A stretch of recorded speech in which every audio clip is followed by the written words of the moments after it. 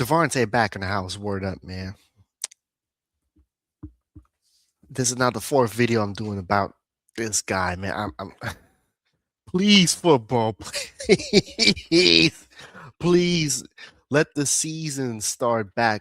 Cause honestly, man, it's already a mess with Arsenal. You know, what I'm saying I'm just waiting for the last phase of the season, the remainder of the games that Arsenal still has to play. Like I'm still waiting for that to pan out, you know, and then this is the longest 2 weeks ever in terms of like making content. You know, it's long, it's long, you know, but it is what it is.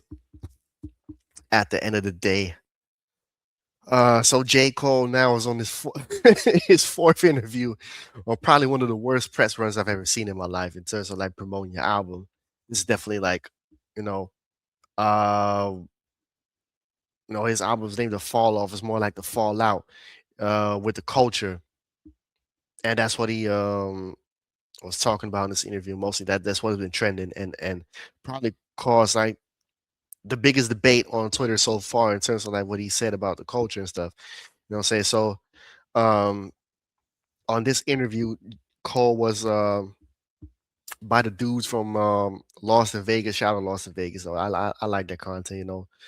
Even though I do feel like they were moving funny to when with the Kendrick Lamar and Drake beef, right? And there was reactions to the songs, right? You know what? And listen, I'm not here gonna say, oh yeah, everybody should be on Kendrick's side. Like you know, if you like Drake's songs more than Kendrick, well, more power to you. But there's a certain way of like where I felt like the reactions was kind of like compromised, I would say, or more like biased. Compromise is a big word, so I would say biased more. Um, you know, you like who you like, but at the end of the day, it is what it is. You know, what I'm saying I'm not gonna sit here and hate on them because other than that, you know, I like their content. I've been watching them from time, and to see them do this, no, because this is like their first major, like this is actually their first interview on their channel and their first major interview. Like to have Jay Cole on your platform, right, for the first time ever when you do something like this, you know, it's cool. You know, I can't, you know, I can't hate on that. You know, like of course I have my opinion about the way they were moving during the Kendrick Lamar and Drake beef, but other than that, you know, I don't see them like you know they're weirdos or something. They're not. They're cool brothers, man. So shout out to the Lost in Vegas, you know. So yeah, man. Time to share the screen and get into this. 'Cause, like there's some clips that are trending, of course, about what J. Cole said about certain topics, right? But actually, before I get into that, right, I actually do think this was the best interview out of all the four that he has so far. This was probably the best one. Like they didn't even address the beef, and it's cool. You know, I like they need to talk more about the music and everything, but they were still talking about certain things that I feel like, um, yeah. So we're gonna get into it, people. So don't forget to subscribe to the channel, like and share the video, and stay tuned for Monday, where we're gonna do the ranking of the most gifted, um, talented football players, part two. You know what I'm saying? So stay tuned for that, man. Subscribe to the channel, like and share the video. Let's get it popping, man. All right, so this is the first clip that we're going to show. He was talking about Tupac on this one, you know, and I felt like this is a clip that I definitely want to talk about. You know, me as someone who has Pac in his top five. You know, what I'm saying, so yeah, let's get to it. Me and I'm in their studio. I'm like, oh my God. Like, I'm in the studio with them. You know what I mean? And Filthy was like, yo, who your favorite rapper? Yeah. I'm like, Pac. Like, Pac. This nigga said, he said, ew. I never forget. I was like, what the fuck? I had never heard a nigga say ill before. Right. But it's because in the type of purist mentality that he had in rap, Pac was too simple. Hennessy, memory. That's how you like there's a they gonna be quiet today because they don't want to. Yeah, and that's you know what J. Cole's saying about that, right? Like Tupac, right? This is a whole bit. This is the running joke now for years, right? Tupac, You know what I'm saying? Like, oh, he can only rhyme Hennessy, enemies, and penitentiary, and all this stuff. Like, and of course the tone, right? The cadence. Like, this is a running joke. Oh, Tupac can only rhyme Hennessy with enemies, like he's some Dr. Seuss ass rapper or something. You know what I'm saying? And me and my former best friend, right? We always like made that joke, man. And not joke, it was more because we love Tupac, man. But we always like, you know what I'm saying? We always finish each other's sense when I was saying Hennessy, or he was saying Hennessy, and then we both would be saying for my enemies. You know what I'm saying? I miss those times, man. And to be honest, I miss that dude, but it is what it is, man. We're not friends no more. Story for another day.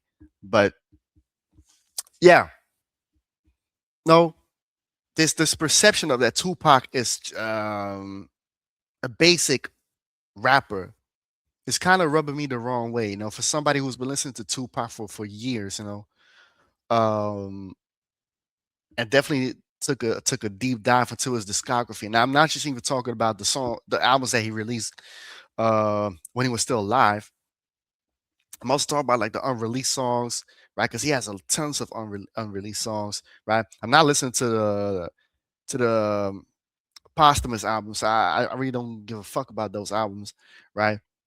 I really talk about the unreleased versions of the songs that we got when he would die, and they remixed it and all that stuff. I haven't talked about the unreleased versions, and of course the features that he did while he still was alive. And Tupac is an underappreciated lyricist. No, people, I listen, man. As much as I love the the flow acrobatics, I would say, like G-Rap and Kane, like the multi-syllables and the flows, and the insane lyricists like Lupe, Pharoah Monch, like Rakim, you know. Tupac is in that same category for me in terms of like what because he has an incredible flow as well. Tupac's flow is so underappreciated. Like, people love Biggie's flow a lot more, and I get it because Biggie's just like butter. It's like butter when he's flowing. It's so smooth, and it's probably that Jamaican in them, right? That it's so smooth the way he's flowing on beat. But Tupac's flow is not getting appreciated enough, man. Especially like, I would say, like Tupacalypse, right? Because there's songs like The Lunatic, Young Black Male, where he's demonstrating flow. So I'm like, man, wow. No, and of course on every album there, like, especially like Me Against the World and All Eyes on Me, there's flows he demonstrating. I'm like, oh wow. No, and in terms of lyricism as well, Tupac, like, yes, Tupac is cut from the same cloth as Ice Cube and Chuck D, right? Those are his two, like, and Rakim. But Chuck D and Ice Cube, that's really like the rappers that he looked up to, because those were the rappers in his time when he came up, right? That were speaking out on political issues. That were speaking about the injustices, um, the atrocities that's happening towards black people and in their neighborhoods. So Tupac, as a Black Panther, of course, um, he catered to that, to Public Enemy and Ice Cube. The American Most Wanted album, Death Certificate, Fear of a Black Planet, It Takes a Nation of Millions to Hold Us Back, Yo Bum Rush the Show. So yeah, Tupac, like Chuck D once said on Don't Believe the Hype, I don't rhyme for the sake of riddling. So Tupac wasn't that type of rapper that will do like lyrical acrobatics to make you understand the punchline or understand the metaphor, but he could do that. There's songs where Tupac really is demonstrating that he could do that type of style as well, and actually do it good. The Lunatic, for example, is a song where he rapping like he one of those Kane and G-Rap type of rappers, you know what I'm saying, or LL Cool J. Tupac mastered a lot of styles that people don't like. It goes over their head because they, like I said, people are so in art, like they're more about, they care or when they think of Pac, they think about the image, right? The thug life, you know what I'm saying? The bandana, the tattoos, and the Hennessy for my enemies, you know what I'm saying? And hit them up. But Tupac was more than that. You know what I'm saying? Tupac is one of the only rappers that I can like think of. Like when I listen to like his vulnerable songs, of songs where he really goes in depth, where he's talking to your soul. He made me cry. You know what I'm saying? And I think Kendrick Lamar is probably a second that when I listen to Kendrick Lamar, certain songs where he talking to your soul, he make you cry. Now, and in terms of like lyricism, bro, I can point out songs where Tupac is just showing, yo, I could do that East Coast type of style as well, where I'll be more of a lyricist and do like the lyrical the the multi syllables and all that stuff and the punchlines. Here's a song with Big Daddy Kane, Wherever You Are. Go listen to that. Go listen to the Me Against the World album, man. The first track, If I Die Tonight. Even the title track. What other songs I could think of like on that album where he was like just on that type of time, like that type of flow? I would say Young Niggas as well on that's like, and even on All Eyes on Me there, so like Can't See Me, Holla at Me, bro. That second verse is one of Tupac's best verses on that song. Or Holla at Me, go listen to that. All Ambitious as a writer, like people really think that Tupac, just because he wasn't doing what Biggie was doing, or Nas, right? That really like intricate type of style doesn't that make it seem like Tupac was Dr. Seuss level type rapper that just because he had that image was very popular. No, no, no, no, no, no, no. No. You know what I'm saying? So for the people that say that, they love that Pharaoh Monch, right? That MF Doom, or what's the group name from LP again? I forgot the group name. They had that album called Front Crusher Plus. Yeah, I think you know what I'm talking about. If the LP had a group, no, but they love that underground type of stuff, like Big L. You know what I'm saying? They'll probably look at Tupac and say, "Oh, ew." But bro, if you really listen to Tupac, if you really listen to Tupac, you will understand that Tupac was not, just a basic ass rapper that had the voice, right, and the image. Nah, Tupac was more than just that. So and I felt like that was a clip that I really wanted to get into. Me as a huge Pac fan, as somebody that has Me Against the World, that album in my top 10, man. That's yeah. They don't want to admit that they was this. Right. But there was a lot of purists and like judgmental, uppity side of hip hop that laughed at Pac and clowned him and shunned him. So my point is, yeah. So that's basically what I just said. Like the purists, right? The people that were, oh yeah, real hip hop, KRS-One and all that stuff. Yeah, they'll look at Pac and say, you know what I'm saying? But bro, like I said, just listen, go through his whole discography. I'm not talking about the albums after his death. I'm like, listen to his discography and his unreleased songs, and take your time, study, and then you'll see that Tupac is not just some, saying some a Walmart rapper. Absolutely not. Far from. Coming into the rules of hip hop, I absorbed a lot of judgment. And so the reason why I was able to make it, one of the reasons why I was able to make it in this music shit is because at a certain point, I had to catch myself and shed a lot of that shit. You know what I mean? Like I had to shed a lot of my judgment of shit and realize like, nah, bro, everybody's offering something. Yes. Right. Everybody's bringing something to the table. You know what I mean? I said something in an interview years ago, I think, where I mentioned Soulja Boy and I brought him up and he got upset how I talked about it, but it's just true. I had to learn in that moment. This was a critical point in my life. Like, yeah, listen, man, I'm not going to front Soulja Boy's whack as fuck, but I'm not going to sit here and say he didn't contribute to the culture. Even Drake, I don't think Drake is one of the greatest rappers we ever seen or heard. You know what I'm saying? Far from. He's okay, on his day. But they all contributed. They all offer something. Like sometimes more to the detriment of hip hop. But I'm not gonna sit here and say that they like what they contributed didn't have their positives, because some of this, like, because there, even with some of the most of it's negative, there are some positives to it. But yeah, just like Wayne, like saying Wayne contributed, maybe not the biggest contribution in terms of like progression, but there is some stuff like that Wayne contributed and it's positive, but it's not a lot. That's the thing. where I realized, yo, Soulja Boy got something to offer me. Right. He got something to offer the game. Right. Yep. He has a uniqueness. And now that I look back, I'm like, of course he did. This nigga made the beat on his own. Yeah. Fucking wrote the rap. The dance came on the dance, shot the thing. But at the time, I was shedding. I had to learn. I had to shed my judgment. Yeah. So one, I already had to answer this along with the answer to your question.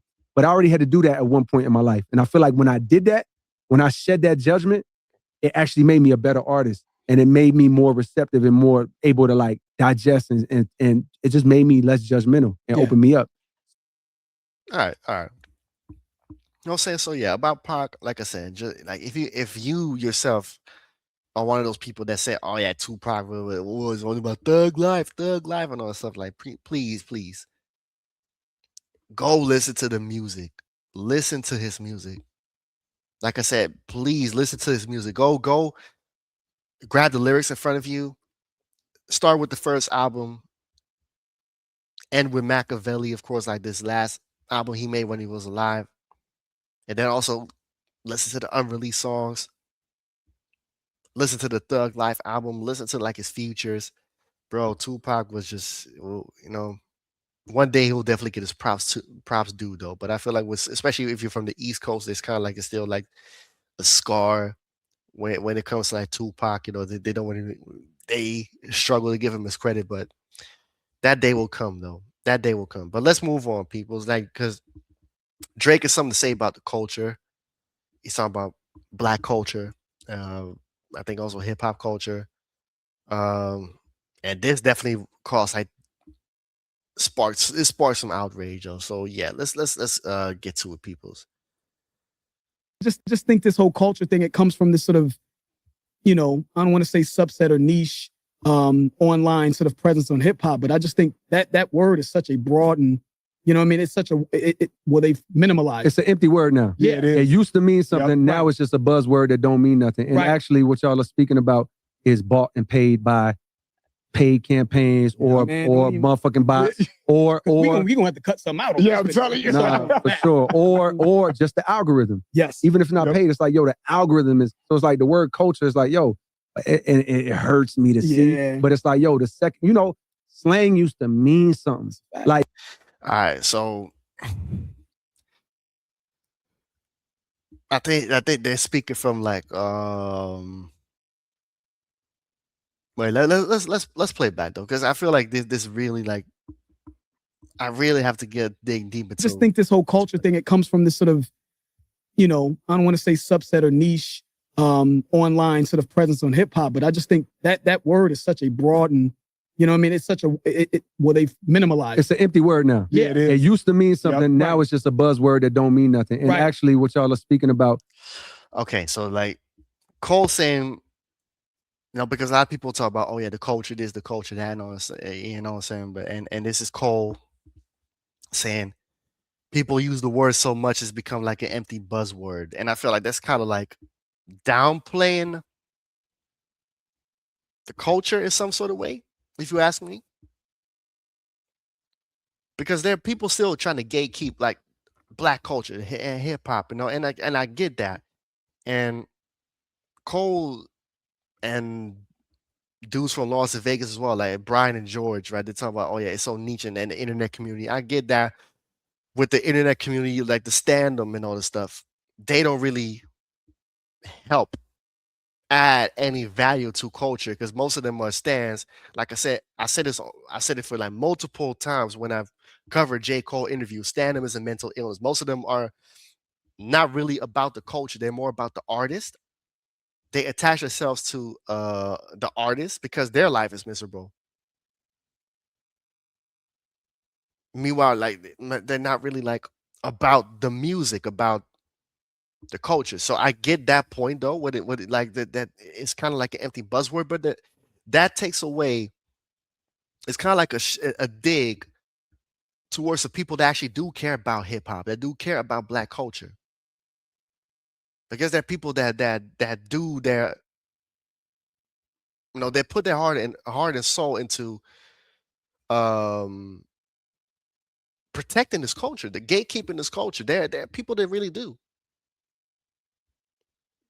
Say and because they're because for Cole to say empty buzzword or something, like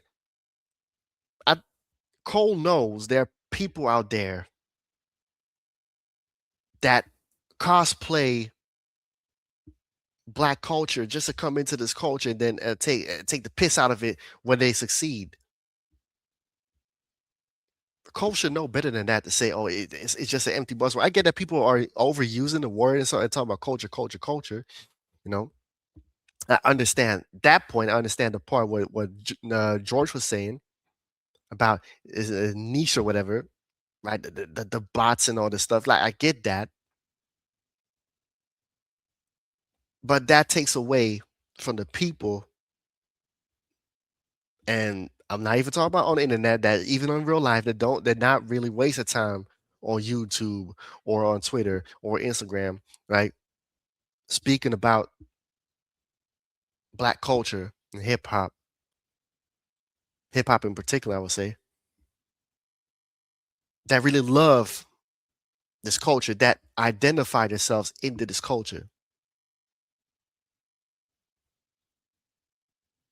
All right, so let's move on, because I really want to hear what he has to say. Okay, I already seen the interview, but I really need to Is hear it bought again. and paid by paid campaigns or motherfucking bots or we gonna have to cut some out. Yeah, I'm telling you. nah, for sure. Or just the algorithm. Yes. Even if it's not paid, it's like, yo, the algorithm is, so it's like the word culture is like, yo, it hurts me to see. Yeah. But it's like, yo, the second, slang used to mean something. Like, yo, like when we said some shit in our area, like I really feel like in Fayetteville, we was it ain't nothing ill to claim, but we was like the first niggas in the world. Like now it's like talking to we was doing this way back in the days, like, and people thought it was so weird, and now I see people doing it. And it was like, if I'm talking to my homeboy, I don't do this anymore, but we was kids.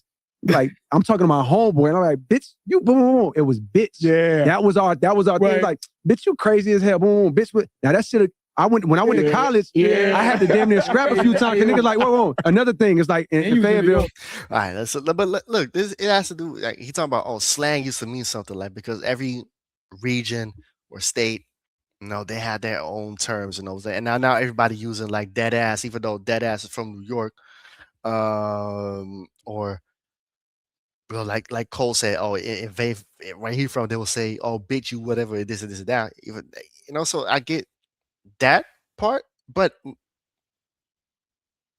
thing is, with the internet now, a lot of these terms become global. Because even over here in the Netherlands, like there are people they'll say dead ass, or in England, they will say something like dead ass, or like see even some slang that they use in England. I've seen people use it here, like in it, you know what I'm saying, or big up. Well, big up is actually more Jamaican, but like in England they use a lot of like big up and all this stuff, right? I'm not really a huge fan of saying big up because I don't feel like it's not my culture. No. And I think J. Cole is trying to say, oh, culture used to mean something. Now it's an empty buzzword. It's kind of watered down because the internet plays a huge role in colliding cultures together, where now people using like New York slang or something. Meanwhile, you're from LA. Like you nigga saying, oh yeah, B. You know what I'm saying? Meanwhile, B is like New York stuff, or big up, or in it. No? But that doesn't mean that culture don't mean something to Black people, but just because people that don't care about it, like they use our slang and use our culture. But there's still Black people that care about this culture, though. I care about my culture. I care about Black culture. I care about hip hop because I was born with that shit. I was raised with that shit.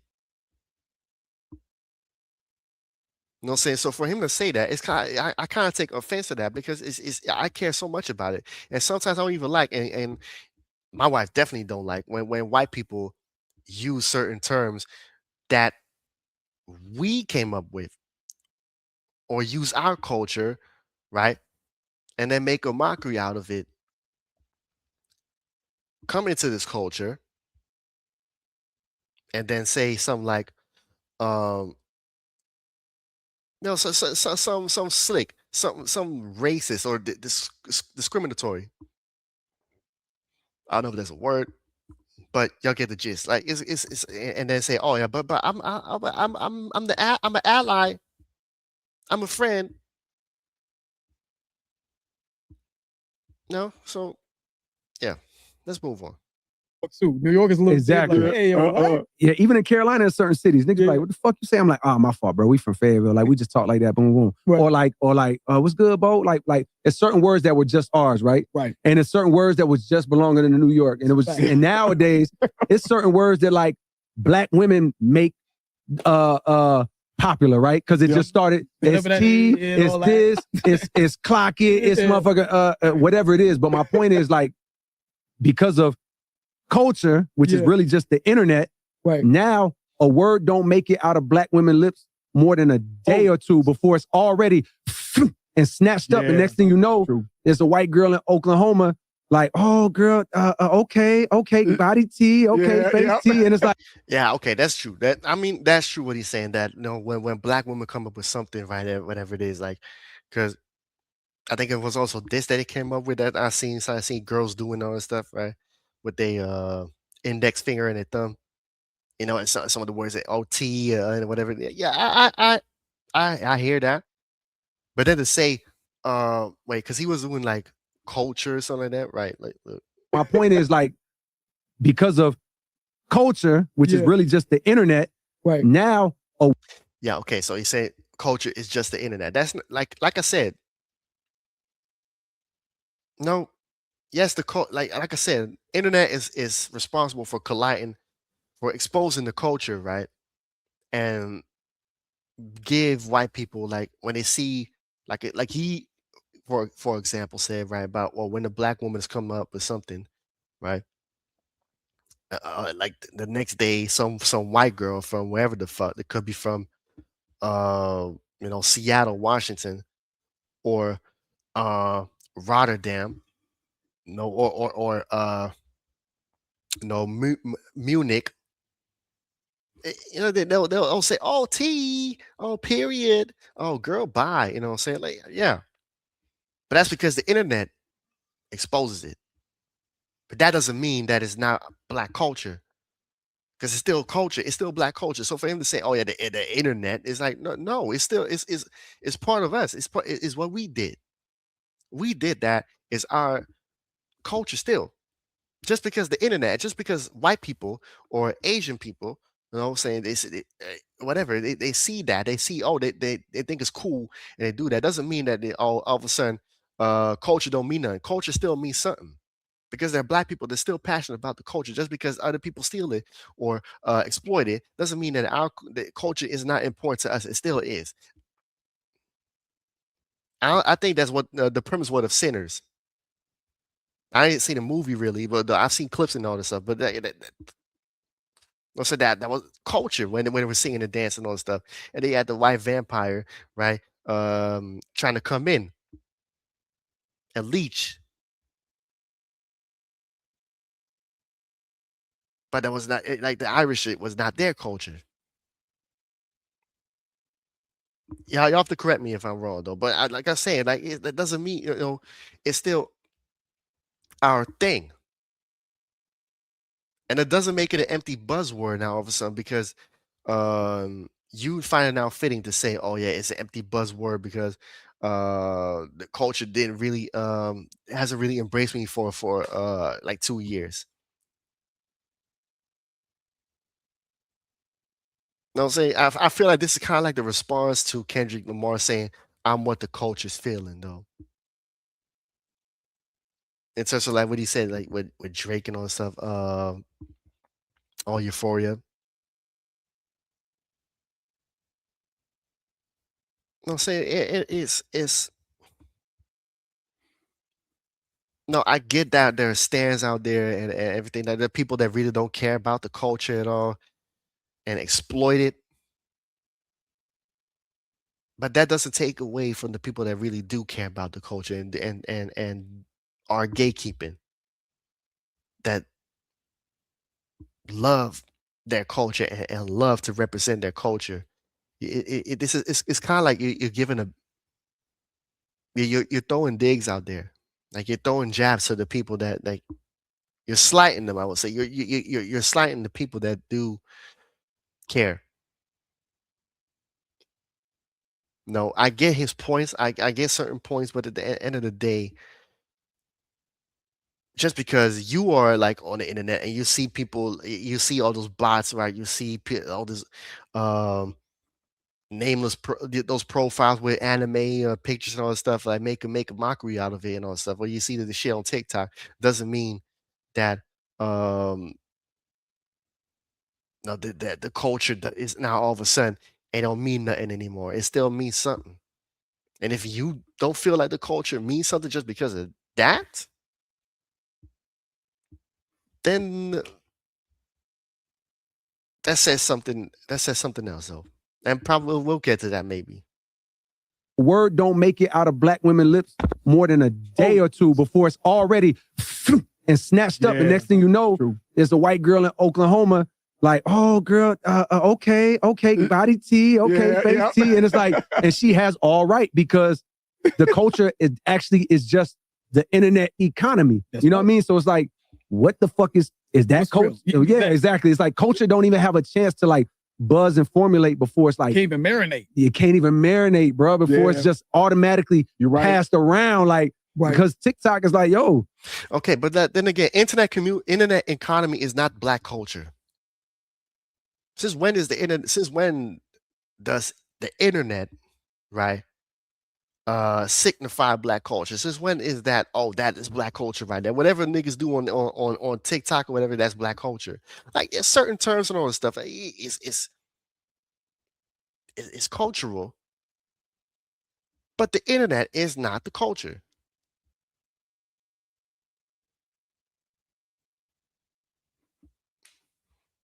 Like I don't get where he get this idea like, oh yeah, what I see on the internet, that is the culture right there. No, it's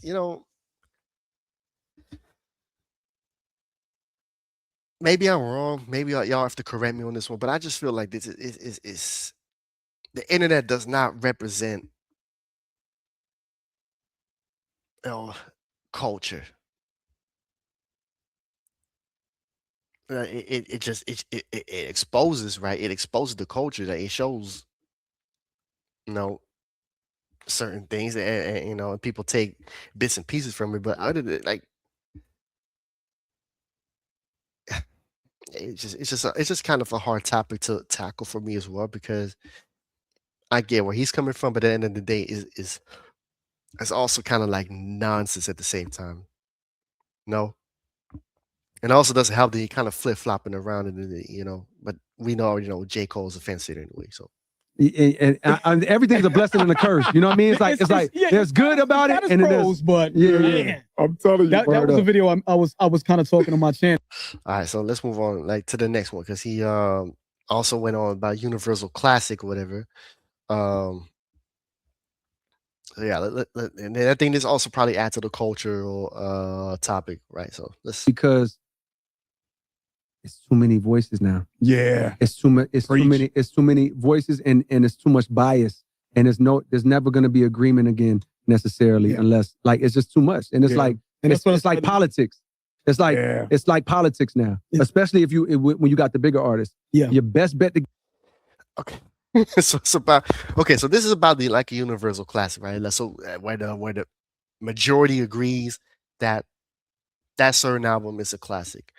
And he's saying, oh, it's too much bias, it's too much politics, which I do understand, because like there are people that if you a certain fan of someone, and you don't like the other artist, but he releases such a good album, and you listen, you be like, nah, because it's not what for example Leon Thomas dropped or something, or it's not something that what's that girl from Olivia Dean? It's not something what she dropped. I don't like that shit. No, it also doesn't help that nowadays music is oversaturated anyway because of like streaming services. So you don't really get to sit, right? You don't go like to the store and buy a CD and sit with that CD and be like, man, take your time with it. No, nowadays we really like skim through the music. And I do get, of course, also like you have reactors and all this stuff. You have, of course, like the bots. This goes back to culture, right? The bots and all this stuff, you know, that, it's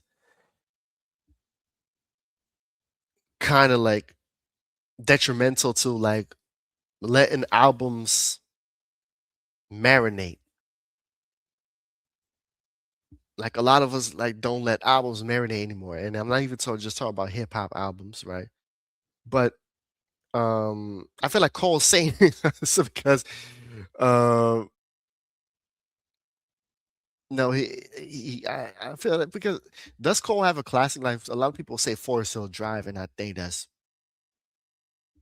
more like a cult classic rather than a universal classic. And I feel like Cole wants like, and actually he, I've been following for years now. Listen, like I said, I've been a Cole fan from when he was uh dropping the mixtapes, right? Friday Night Lights and all that stuff, right? So I already knew like Cole was always on the hunt for that album because um word around the street and everything, people were always saying, "Oh, yeah, Cole had a good album," but it's just not that signifying album. It's not that album where we go back and say, "Man," it's not like Kendrick because Kendrick came out with good, came at City, and everybody was like, "Man, that's a motherfucking classic."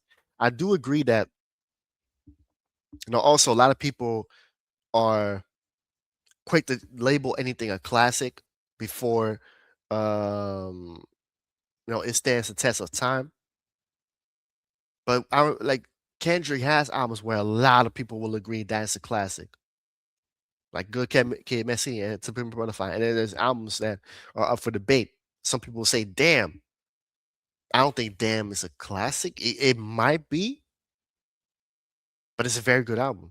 And G and Next is probably an album where we probably gonna say it in a few years that that's a classic.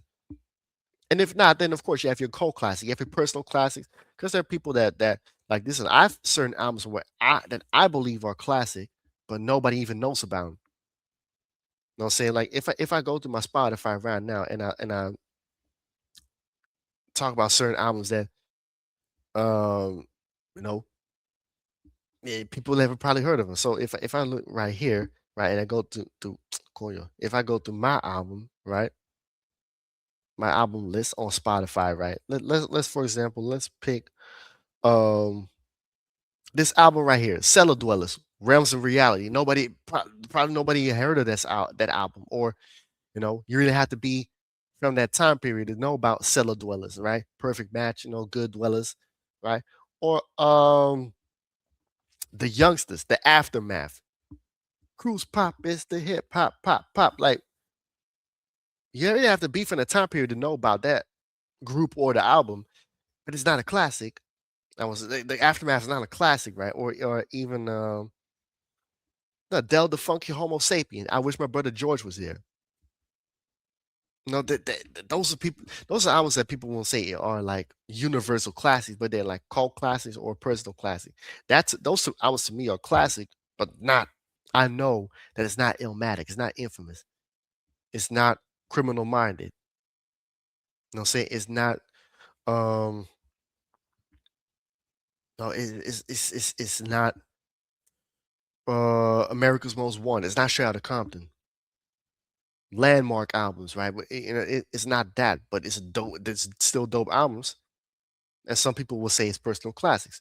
So yeah, and I feel like Cole still trying to chase that universal classic, because even though Forest Hills Drive is a lot of people say it is, I still think it's more close to like almost or very good, but just not classic. Nah, it's tough though. But let's continue.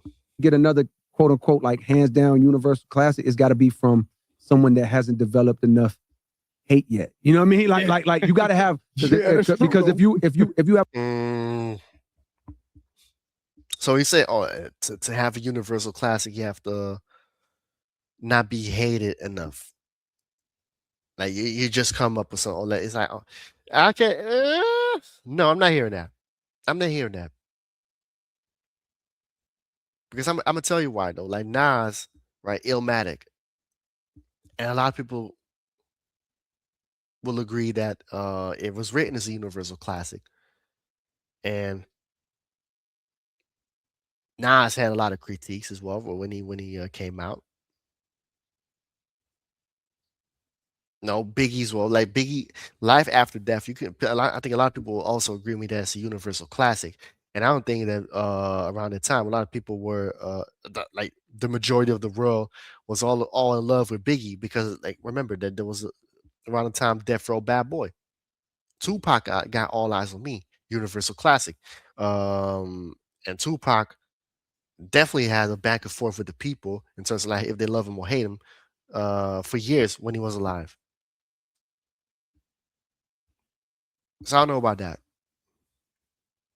Have enough people like riding against you or like a bias against you. It's like you think they're gonna give you that? Like you think if Drake Iceman come out and it's something that I feel is a classic, do you think that this nigga that don't like Drake and been spending his whole time shitting on him is Listen, man, this is the third time he talking about Drake's Iceman. I feel like this is kind of like he he was like he's sent up by Drake to do promo for his Iceman to make people want to listen to it, particularly like his side of the fan base. I'm talking about J. Cole, right?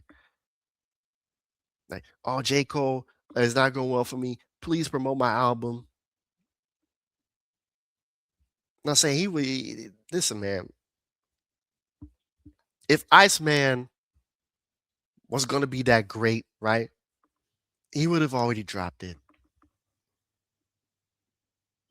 But no, nothing stick from the snippets. Is that so you can promote as much as you want, right? And I think this is also where it comes back on all the culture, there's all bias and all that. Like, is no. Like again, people like what they like, but if the majority of the world does not fuck with what you're saying and also what you're doing, and also if your music is not good, then you can forget about whatever song you're gonna drop, whatever snippet you want to put up on your little stream or the internet. It's not no. The Iceman will definitely not be labeled as a classic or something like that. Maybe to you and to the stands, of course, that any Drake album is a classic. But to the majority of the world that consumes, everybody consumes music differently. But if the majority of the world that consumes um, music and they consume the album and be like, oh no, it's not good. Then, yeah, what you gonna say about it? Oh, you're biased. No, nobody's biased, man. If I don't like Iceman, I don't like fucking Iceman. As a matter of fact, the last Drake album I did like was Views. And I'm far from a Drake fan. Am I biased now? It's like I feel like this is once again a cop out. Here's another cop out from Mr. J. Cole, the cop out man, Robo cop out. You know what I'm saying? Like this guy is doing Drake's dirty work. Because if Drake himself is trying to go out there and promote Iceman and all that stuff, like people don't want to hear it anymore because he been making a mess. You know, he making a mess himself. He been on a roll, destroying like his image and destroying all the hard work after the battle. But here comes J. Cole that is trying to please Drake, even though Drake is not really happy with him. I think J. Cole don't get the gist that, you know what I'm saying? Both Kendrick and Drake are not happy with him.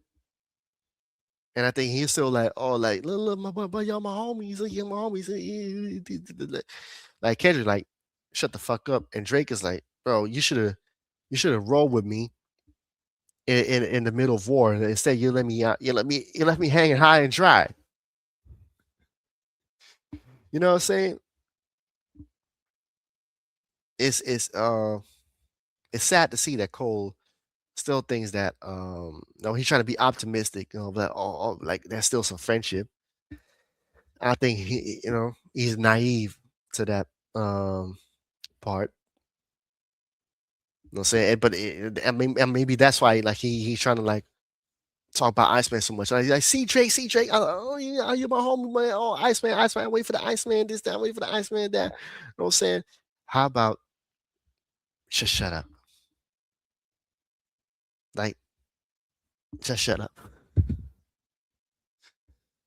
Is going to agree Of to course. his platform that it's a classic? Yeah, man, no. Fuck no. course. It's no chance. So it's like we have understood universal classics from the day and age before shit was filtered. Yep. You know what I mean? Now you have like niche classics where it's like, yo, like, man, just trust the people over there. Like that's Okay, cult classics. Why all of a sudden is niche classics, cult classics? Like I said, personal classics.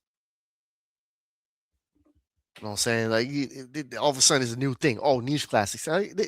J. Cole for the whole press run acted like he new to this world, like he new to the game, like he just came out to rap for the first time and speaking his mind. Is not new. There have been cult classics for years, and I'm not even talking about hip hop. Even in R&B, Marvin Gaye, for example, right? People say "Hear My Dear" is a cult classic because nobody looking at "Hear My Dear" like that's Marvin Gaye's magnus opus, right? Because that will be what's going on.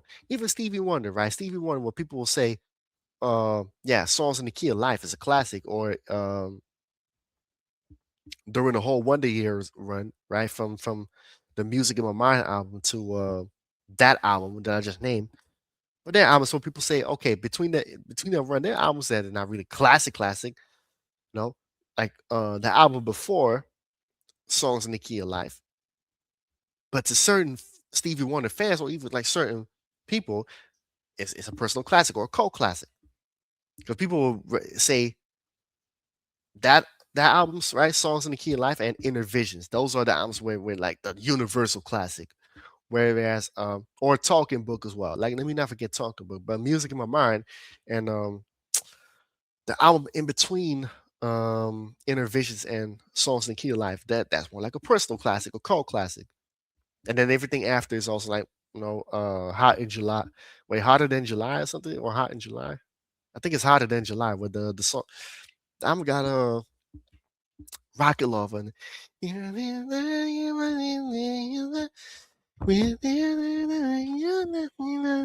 go world. I love that song. And Lately is on the album. Yeah, you know what album I'm talking about, right?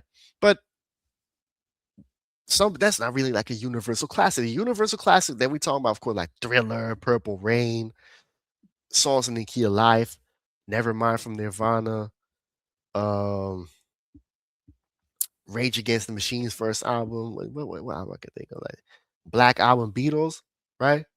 Right, Black Album, Beatles, or no, Sergeant Pepper. Sorry, Sergeant Pepper, Sergeant Pepper's thing, right? Beatles, Metallica, Black Album. You know those type of albums where everybody knows, oh, that is a universal classic. I don't even put Take Care on there because Take Care is loved a lot by the majority of people on this planet. Even though, like, I'm not gonna speak for myself, but no, yeah. And I feel like even nowadays, there are albums that get heralded as like Clip's last album, right? Let Gospel Out that dropped last year. The majority loved it.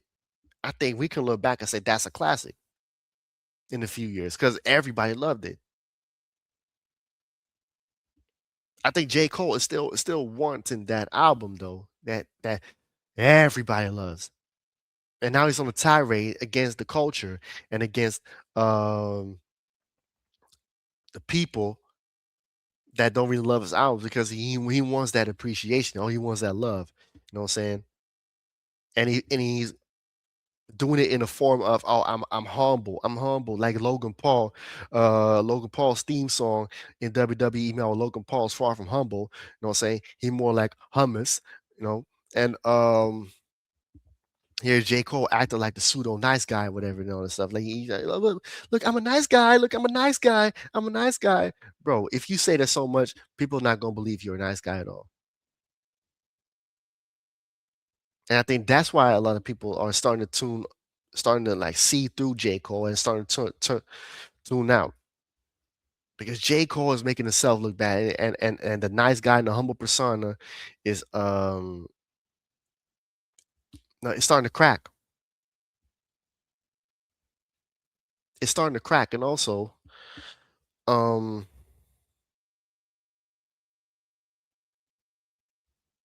J. Cole is trying so hard to be like the regular guy. Meanwhile, this motherfucker rich, and you know, listen, man, like he tries so hard to make himself relatable, but it's no.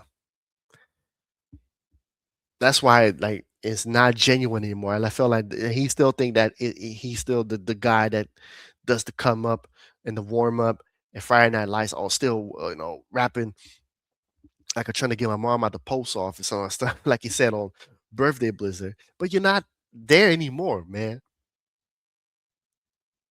You know what I'm saying? You're trying to come off as I hate fame guy, bro. You love fame. Yeah, but let's move on with the clip. That's a classic to them. Right. You know what I mean? That's a classic to them. But the Universal shit, It's over. it may be. Literally, You know what I mean? literally the title of my video was the Universal Classic Dead. Right. Yeah. That's And what I said. even back then, it's like there were Universal classics, but it was like, yo, sometimes people just don't give a fuck enough. Like people don't give a fuck enough to debate your classic stamp. Like Illmatic, classic. Yep. Undeniable, right? Nobody in here is going to debate that. How many people knew that shit even dropped when it dropped? Yeah. You know what I mean? Like, Okay, that's true. But again, certain albums take time because, like Illmatic, yes, perfect example. Illmatic, when it came out, to the true hip hop heads, right? Like I'm talking about, like the hip hop heads that were really anticipating Nas, right? Because Nas was not had that huge of a buzz like Snoop Dogg, for example. Like when Snoop came out, Snoop had a bigger buzz than Nas, right? Snoop was very anticipated, and then Doggy Style came out, and that was like just a bomb, like a bomb drop. I wasn't, of course, I'm speaking of the stories I've heard and the people that talking about that were around for that time, that I spoke to that were around for Doggy Style. They tell you that big Snoop was, the anticipation was huge, and when Doggy Style dropped, it was just like that. Nas didn't have that big of a buzz, but there was some anticipation for the people that really were like the hip hop purists, right? And Illmatic dropped, and it was also like a bomb to them, but it wasn't Doggy Style, and you could tell because Illmatic went platinum years later. It took time though, but it was, if you was really into hip hop, if it was really in that culture, Illmatic was an instant classic.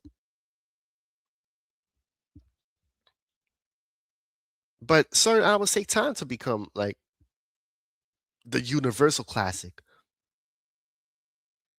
And I think I saw, like I said, he saw the interview, but we get to that part though. like how many people even knew to join the debate? By the time Illmatic made it to me, to my awareness, it was already stamped a classic. Right. So when I press play, I'm listening to it as a classic. Go check how many units Illmatic sold the first week. Oh, yeah. Shit might have been 12. Yeah. You know what I mean? 12,000 or something. But my point is, it developed a niche understanding that, yo, this is a fucking classic. And by the time it made it outward, we listening in agreement. Yeah. And I wouldn't debate to this day. You know what I mean? Right. Then it That's a good point though. I can't say anything there. That's a good point though, because of course when I listened to Illmatic was already out, and that's already heralded as the greatest rap album ever. But it doesn't mean that it didn't take time to go there though. Like I said, some albums don't need a time to become the universal classic, and some albums do. again, Jay-Z, Reasonable Doubt. Go read some of them reviews. Oh, it took a while. Yeah. It took a Yo, little they while. was shitting on this. Man. That is true. Like, again, I wasn't around for that time, but I do know that people that I spoke to and the stories that I've read, Reasonable Doubt wasn't the instant bomb that people think it was. Now people look back and say, oh, yeah, when they listen to it, like, oh, shit, that's Reasonable Doubt or whatever, you know what I'm saying? And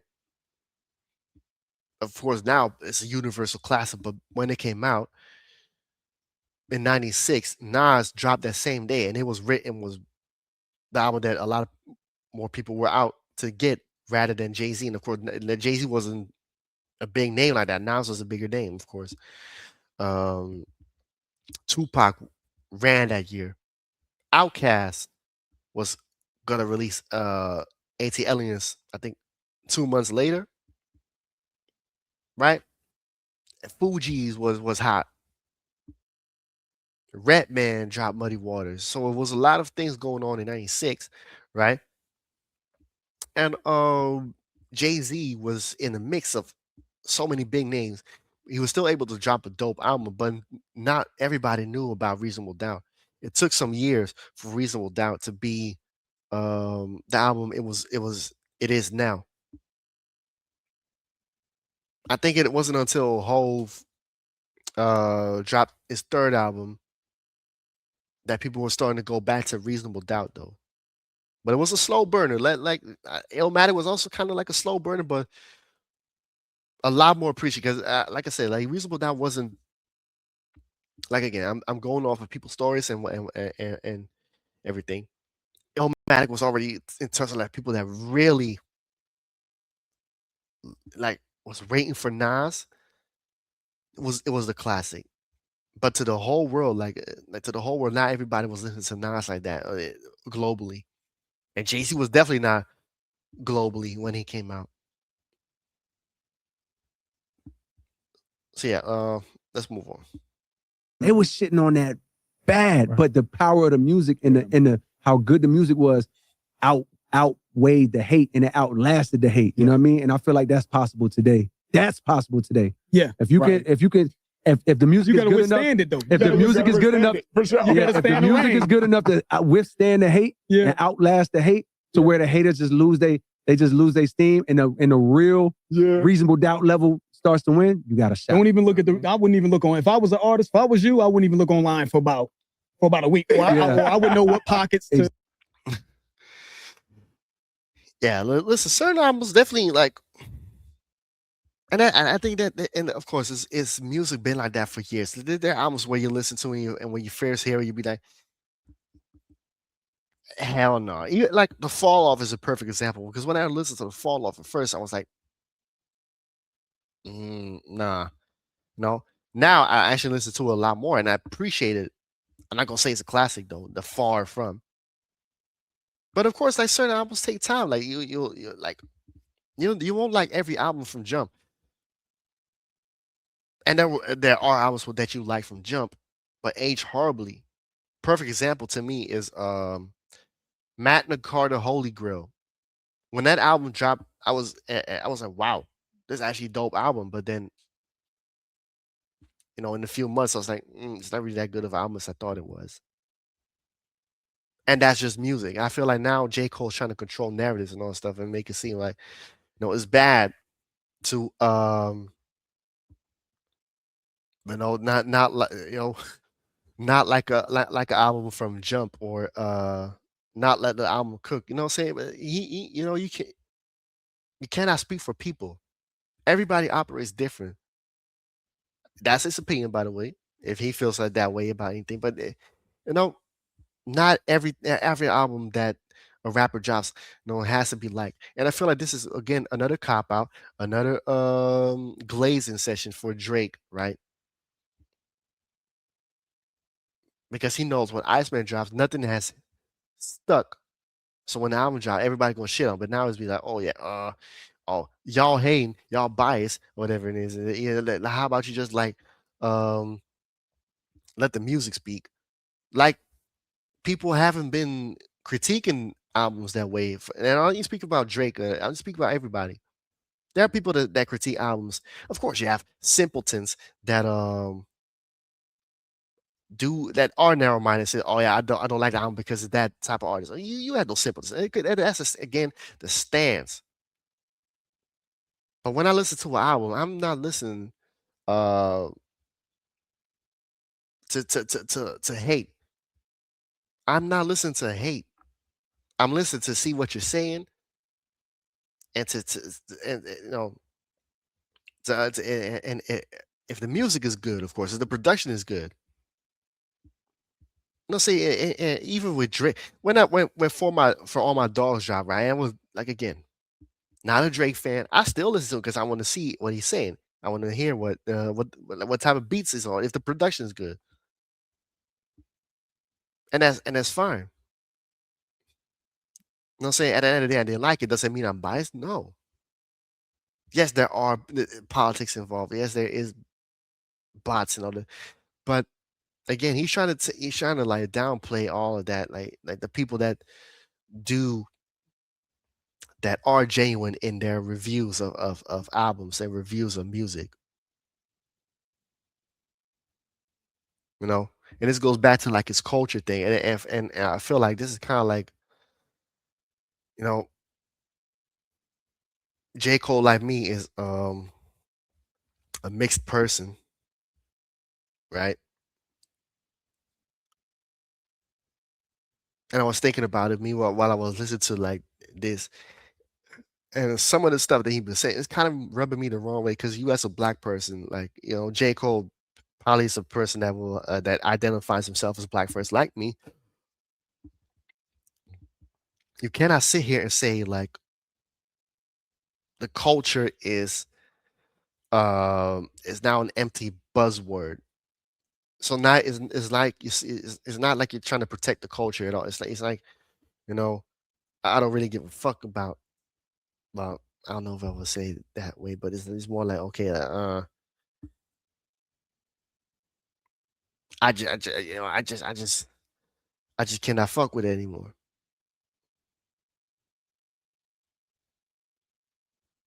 No, and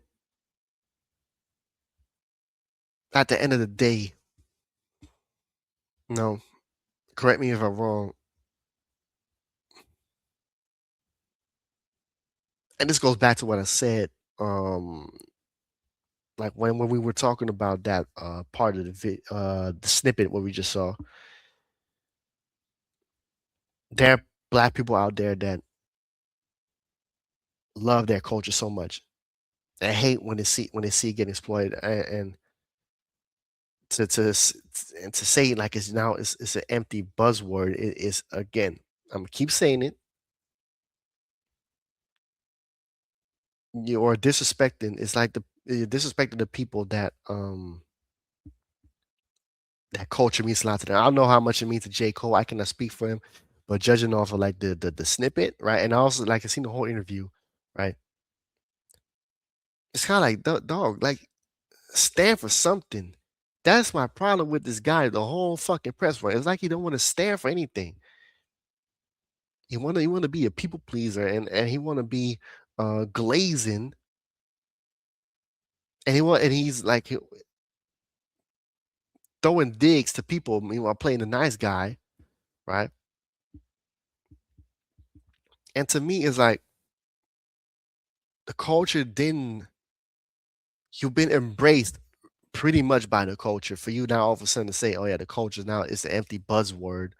Um, no, and me and the bots and all that stuff, and la la la la la, right? Yappa yappa yappa, right? It's a backhanded compliment. Oh, no, it's not really a backhanded compliment. It's such a slight. No, and even I feel kind of disrespected, because knowing how much I love, the culture. Like, I was raised into it. I was raised in. I was born and raised with it. That I take disrespect, the disrespect to the culture. I don't take it lightly, especially knowing that I have a black wife, and I'm gonna have black kids as well, and I'm a raising with black culture, and that we have to gatekeep it. That you have to, like, uh make sure that these values is not going to be exploited. It's going to be watered down.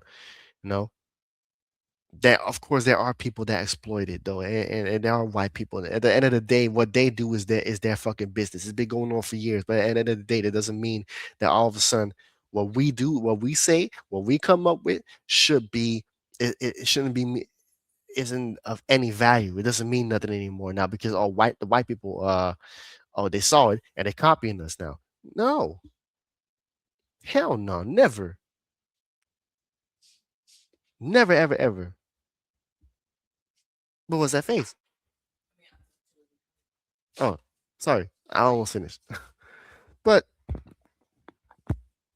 these values, right? The value of terms that we come up with, music that we come up with, or whatever. Like that's the reason why people gatekeep it and everything. But with the internet, of course, it's kind of hard because it's again it's a global thing. So people in China will see it, and they'll see a nigga crip walk and think, oh yeah, shit, we gonna do that. You know what I'm saying? Doesn't mean that all of a sudden now it's lost its value because oh somebody in China is crip walking. It's still our thing. It's still a cultural thing, and we will own that shit. That there are people out there that make it like a watered down version, like for example with Surinamese things, right? There are companies over here that that with our food make watered down roti or watered down bara and other foods as well. But I'm just speaking from Suriname, right? Like, cause in the Netherlands, like they like exploit a lot of like cultures and a food and do it their way, right? But that doesn't mean that now because uh, a certain supermarket sells roti, but it's not the way that a certain Surinamese person would make. All of a sudden, oh, it lost its value. Oh, no, it's not culture anymore. Oh, it's watered down. No, hell no. Because at the end of the day, it's our shit, and we'll own it up. We'll own it up, and we make it the way it's supposed to make. We're not gonna be like, oh yeah, we're not gonna make roti anymore because a lot of people now make it, but it's not our way. That's how you lose culture. For another example, in terms of like Suriname, our language. Over here in the Netherlands, there's a thing called strataal. Is in translation street language. So it's kind of mixture of Surinamese language with Papiamentu from Curaçao and Arabic words as well, right? But is that really like culture? Because it's watered down, it's exploited. You know what I'm saying? That like people say certain words that we use in the Surinamese vocabulary, but doesn't mean all of a sudden it lost its worth because they use it.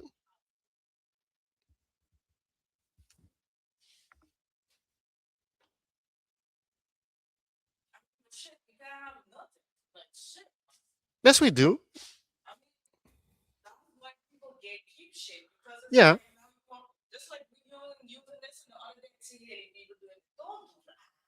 I was just talking about that. But no, and also what I was trying to get to as well, but before like the Stratau thing, like the street language thing over here, Surinamese language, the Surinamese language, and I'm specifically talking for Surinamese people over here in the Netherlands. Like the elders don't really pass down the language to the younger generation, to the next generation, and then the next generation don't barely know Surinamese, and how they going to explain like how to speak their native language or the language of their parents and the grandparents. Because I'm a perfect example of that. My dad never taught me certain Surinamese. It was like, oh yeah, you have to listen. I was like, Mom, how am I supposed to learn when you barely talking Surinamese? So I was saying, no, you have to listen. This is how I learned. Yeah, that's cool for you because you're from Suriname and you've been around Surinamese families and all that stuff. And for your life, I'm mixed. I don't have a whole Surinamese family to go around to, right? And hear them speak Surinamese because I'm not in the country that speaks Surinamese. They speak Dutch. So my Surinamese is not really that great. And it's because the older generation is stubborn to make you learn about your culture. Like, I'm not saying that my dad never put me up a Surinamese culture, but he did. Like I said, because that's why I consider myself black. But that part he left out because he was like, no, you have to learn. You have to listen. No, how about you speak to me? You know what I'm saying? Like, I don't care if we in the fucking the country that don't speak Surinamese. I have to learn it. I want to learn it because you know I also want my kids to learn. That's how you pass it down. That's how you also gatekeep the culture.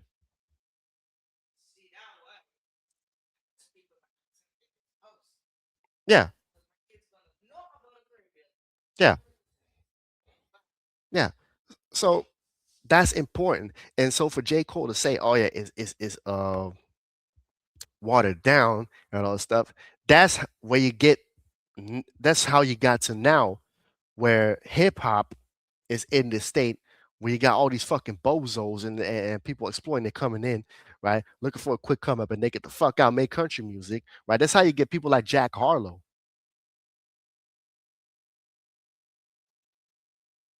You know what I'm saying? That's how you get most definitely not. No, that's how you get people like Post Malone and also so and for J. Cole to say something like that, like for a guy that's just like me, is mixed, but definitely considers himself black first. For you to just make it seem like it's just so it don't mean nothing. That's how you lose values. That's how you lose your culture to the stuff that you're ranting about, right? The bots, and all these people that don't really give a fuck because you don't put any effort to stand on something.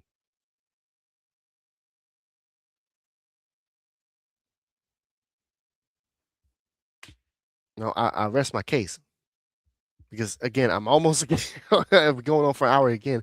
I didn't want to do that, but it is what it is because again, that shows you I'm passionate about this shit. Like especially when it comes to black culture, because I've seen it over here. It just gets exploited, you know. Uh, but no, when it comes to like really like giving black people what they deserve, they want to take our shit, you know. And I'm not even speaking for just Black Americans and stuff. I'm even speaking for like the Caribbeans, right? The Africans. They want to take our shit and all that stuff, our sound, right? But when it comes to like really giving us the opportunities and all the stuff like what we should do, that they give us the limelight. And I'm not even just talking about reparations. I'm really like giving us a spotlight and giving us what we deserve, the admiration and the respect and the respect. Most definitely the respect. It's kind of like, yeah. Listen, I just hope this is the last interview of J. Cole, man. I just hope this is the last interview for a while because this guy is hard. It's hard to see this guy. Like I keep saying he's not a bad person, but you can just tell that he's also not really a good person, the nicest person he claims to be or pretends to be, mostly because he's not saying it, but he's trying to pretend to be. Um, is what it is. No. And again, for the people that are going to throw a hissy fit, right? Oh, by the way, J. Cole's also talking about, oh, you listen to music with your mind. No, what the hell are you talking about? I mean, you don't wait. He said, don't listen to music with your mind. Like, what are you talking about? And also, he said he was shouting out YouTube streamers and all the reactors, something like that. He was shouting at Knox Hill and all that stuff. That was cool, but it's kind of like he was trying to shout at the people that weren't holding certain people accountable during that beef, and specifically him, because people now tag a Screwface John and be like, "Oh, ha ha ha, Screwface, he didn't say nothing about you," or you know what I'm saying. But listen, man, no, J. Cole definitely looks like a person that wants everything to go his way, but when it's time to hold him accountable and certain people accountable,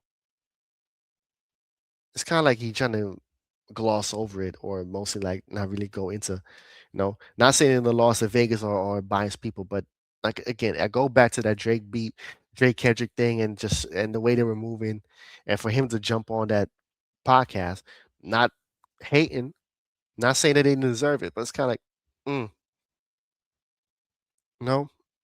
But of course, J. Cole, like celebrities will pick and choose who they go on.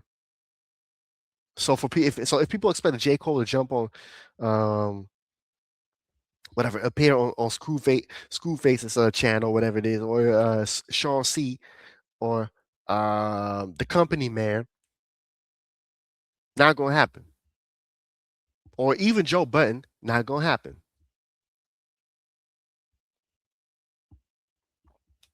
But yeah, we'll leave it at that. People's subscribe to the channel, like and share the video, and thank God that this is I hope this is the last interview of J. Cole. I had enough. Have a blessed evening, people. I'm out. Damn. Jesus Christ.